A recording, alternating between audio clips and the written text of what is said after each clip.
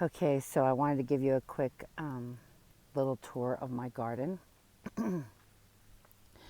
I have not had one in quite a few years now because our family has been busy uh, traveling with our kids and their sports for so many years that I just didn't have time to keep up on weeding and watering and then processing, you know, canning salsa and all that kind of stuff and the Chileno peppers and everything. And so we just have not had a garden. And unfortunately, with this pandemic, it kind of forced us to go, hey, we better get back to it. And so we have had this, let me see if I can back out enough to show you. So this was an old chain link dog kennel that we had, and we fenced off an area to house a couple raised beds that you see here. I only have two. Next year we're going to double them and we'll put maybe even 5. I'm not sure. We'll see how many we can fit in this area. But we'll be getting rid of the chain link and putting up a wooden fence with a better gate and everything. And so actually I think we might be able to get maybe 5 to 6 beds in this area. And then I have an area back behind my chicken coop here. There's a big area that was our very first garden. And right now, unfortunately, it has my husband and my son's archery target shooting area. And well, although I ended up planting some potatoes up there this year, and next year I think we're going to do nothing but potatoes and corn up there. So I have a feeling the boys' target shooting area is going to have to get moved, which is fine. Anyway, so back to my whole talk about this whole pandemic forcing us to do things. Well, my little tiny country town couldn't sustain everybody wanting to do the same thing. And so I literally could not find seeds. I could not find plants. And one day I was on FaceTime with my son who's in the military. And he had just gotten back in March from a 9-month deployment. And once they started to kind of open some stores, he's based in on the East Coast.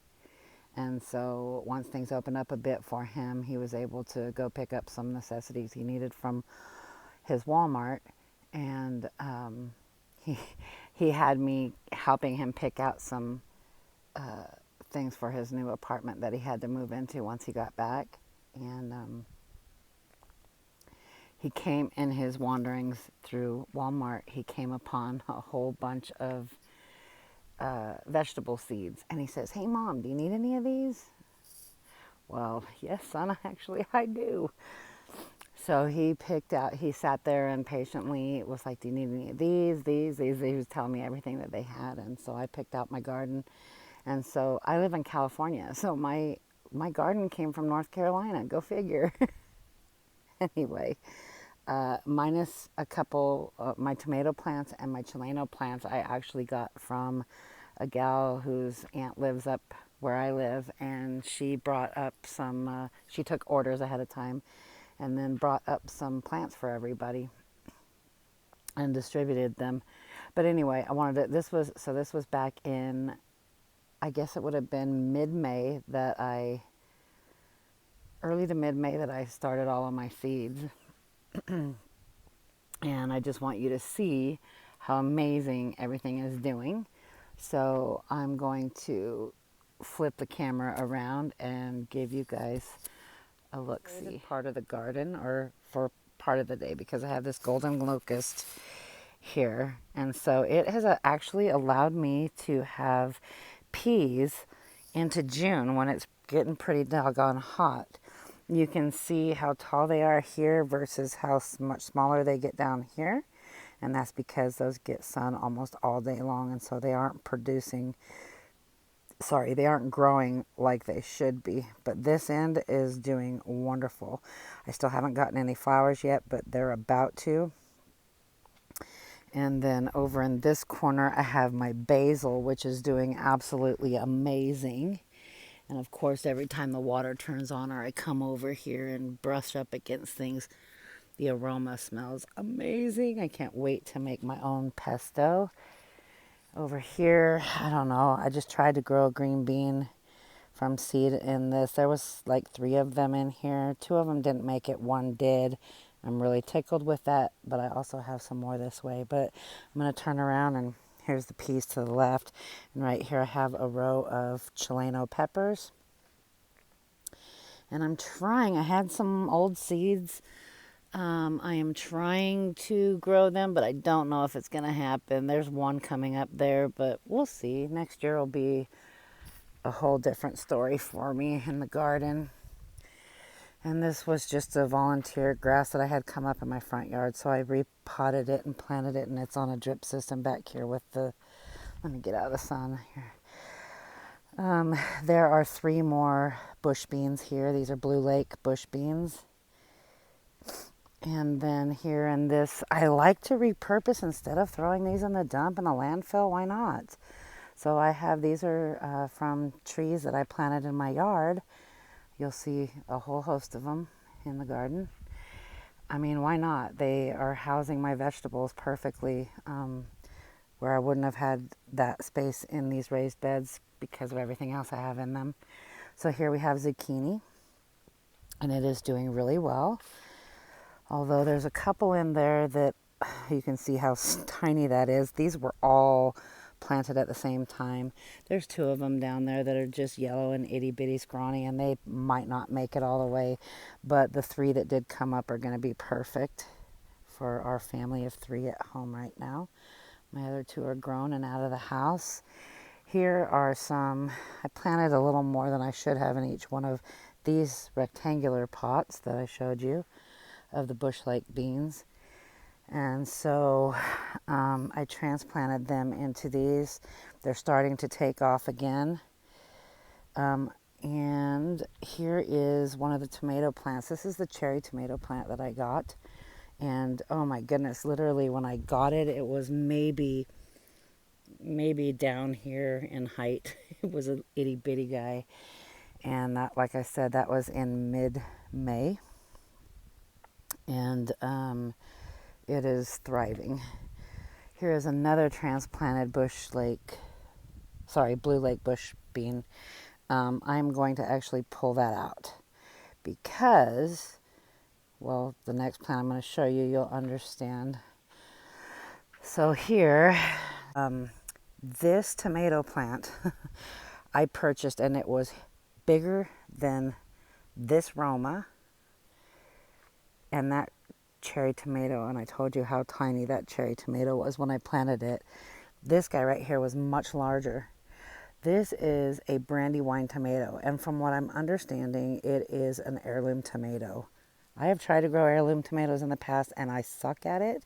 I don't know what it is with them, but they never, ever, ever get large and bushy and produce. Though, check this out. As you can see, there's 2 tomatoes right there. But the last time that I tried to grow heirloom tomatoes, literally, I was having my son pick green tomatoes into September. They literally never, ever ripened in the entire growing season. So, I'm done with heirlooms. So anyway, back to that. I'm going to keep this growing because it does have tomatoes on it. But see that tomato plant right there? That is a beefsteak tomato. And it is going to go into that pot. I'm going to take that green bean out since I already have 6 Blue Lake bush beans in the garden. I need a beefsteak tomato because if those never ripen, I'm going to be very disappointed. So I was out of town and I picked up that beefsteak yesterday. And anyway, now let's go to this raised bed, and here I have a line of cucumbers. They are not pickling cucumbers, they're just the regular green cucumber. And here's 2 rows of beets. There is a row of carrots along the edge, and then there's radishes. These are all from the seeds that my son sent me. And check this out. I don't know what happened here. I planted 3 rows of green onions from the seeds that my son sent me. And I don't even know if I'm going to be able to get you to see. There's one little branch right here. One little stem of a green onion. I don't know what happened. But I did get a hold of some more, a different variety of green onion that I'm going to go ahead and try to plant in there today. So hopefully those will take and do really well for me. And so yeah, I'm going to go ahead and plant this in that pot right over there and get going. I hope you enjoyed the video, but you know what? I'm going to take you for a little cruise up to see my potatoes. All right, I am up in the old large garden, and I think it was the perfect soil to actually do the potatoes in. And when I got these potato sets from a friend, I'm gonna sit down right here. So I got the potato sets from a friend, and like I said, I've never grown potatoes before. And so I didn't really know what I was doing. But I had heard stories about how they are poisonous if they get too big or something. I don't know. Anyway, so she gave me a guideline on how far apart, well, to dig a trench, and then how far apart to plant them, and how deep. And then once they grow like 6 inches, go ahead and start to mound the dirt around the plant and cover the plant, just leaving a small amount poking out the top. And then I'd have to do that maybe 3 to 4 times throughout the growing season. Well, holy crap. This is already the 3rd time that I've had to mound, and it is only June, 7th right now? I don't even know what the date is. Anyway, I'm going to turn this around and I'm going to show you these potato plants. So here was the start of my trench. As you can see, I'm almost coming level with where the top of the trench is. These are just the hills from the dirt that my son pulled out of the trench that he dug for me. And literally this is the 3rd time that I've covered them. And they are already close to being ready to be covered again. But I'm so excited to reap the benefits. I'm so excited to harvest my very first potatoes in my entire life. It's kind of exciting. Anyway, so there's my garden for the year. Next year will be much bigger and better, and hopefully a lot more things I would like to add to my yard. I would like to add some blueberries and a whole raised bed of nothing but strawberries. I'd like to grow some raspberries, some thornless raspberries and blackberries. That would be amazing. My kids bought me a nectarine tree for Mother's Day, and it had about 6 or 7 nectarines on it when we planted it, and unfortunately the squirrels decided to come in and take every single one of them. I'm getting, with this whole COVID and everything, it's really kind of made a lot of people realize that they need to, if they can be, they need to be self-sufficient as much as possible. And years ago, there's a video that you can see on my channel that will show you a little bit more about this. But I used to have chickens years ago, and we got this old, well, you'll see if you go look at the video, I'll link to it in this. But I've raised chickens since I was a little girl. I absolutely love it. And unfortunately, years ago, a raccoon or family of raccoons found their way into my chicken coop, literally reached their hands through the chicken wire and grabbed hold of my chickens' necks and just gnawed them in half, and or just gnawed on them and killed them and left them. It was horrible. I lost my whole flock. Well, actually, one rooster survived, but he was only survived for a while. He got beat up pretty good. Anyway, so I've taken the time to really reinforce the chicken coop, and again, I'll link to that so you can see how we reinforced it. But I'm standing right here at my chicken coop run now. We've still got to clean up inside of here. I got to replace this door and make it sturdier, and then also, well, it's sturdy, but I need to add hardware cloth to it, and it doesn't close as well as I would like it to. So I'm going to do some fixing on that. But anyway, yeah, here's my husband put so my chickens that I've ordered already, I'm just waiting for the breeder to have enough ready for me. But look, I've put up some shade cloth all the way along the side here and then up above, because my chickens are the fluffiest white cloud you've ever seen. That's how I, maybe I'll try to link a little photo of them.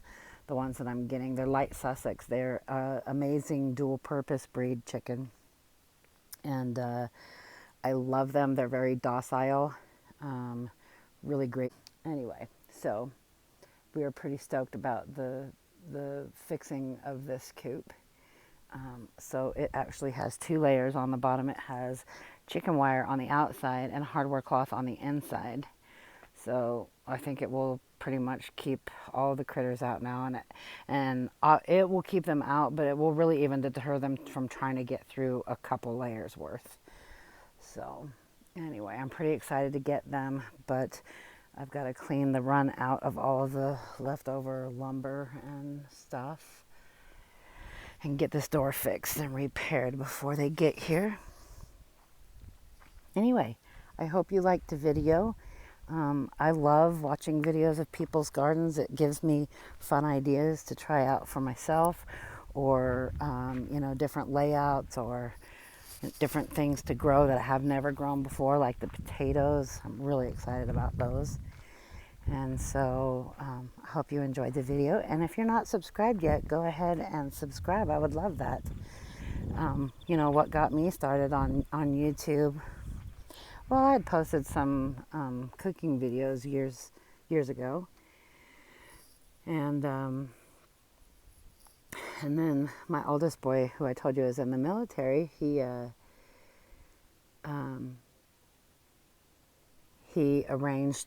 Well, he wasn't going to be able to come out to his little brother's, his youngest sibling, his little brother's 8th grade graduation, and well, he got a surprise. He got to actually take leave and fly home from one coast to the other and surprise his little brother. And he set it up with his school and his principal, and he was able to hand him his diploma.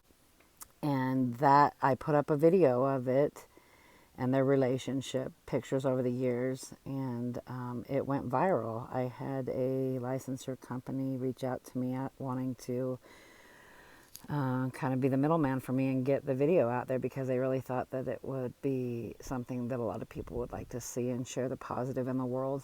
And so I did that, and that's kind of the start of this YouTube channel. I actually have 2. I'll link you in the description to my other, and that is mostly my crafts and my crafts and just different things I do. My name is Jackie, and so I call myself Jackie of all trades and master of none. So it's just a whole bunch of creations with all sorts of different things, wood and food, and anyway, all sorts of different things you can check out. This channel has a lot of, because it's my personal channel and not like a crafty business type channel, it's got everything on it. My son plays baseball, and so for his